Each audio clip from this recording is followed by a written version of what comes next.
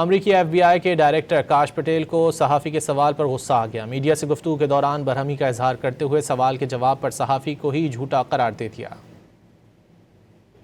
You asked the question, let me answer it. No. Did you communicate with anyone that you thought you were fired after you were unable to log into The problem with you and your report, don't cut me off. You asked the question. Straightforward question. The problem with you and your baseless reporting is that is an absolute lie. And every time you guys report false lies, every time you guys raise baseless questions, Straightforward question. Did you talk to anybody about whether you thought the you were simple fired? answer to your question is you are lying. Anyone that says the opposite is lying.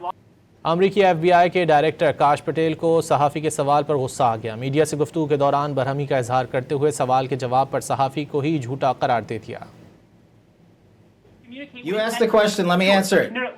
No. Did you communicate with anyone that you thought you were fired after you were unable to log into The problem with you and your report, don't cut me off. You asked the question. Straightforward question. The problem with you and your baseless reporting is that is an absolute lie. And every time you guys report false lies, every time you guys raise baseless questions, Straightforward question. Did you talk to anybody about whether you thought the you were simple fired? answer to your question is you are lying.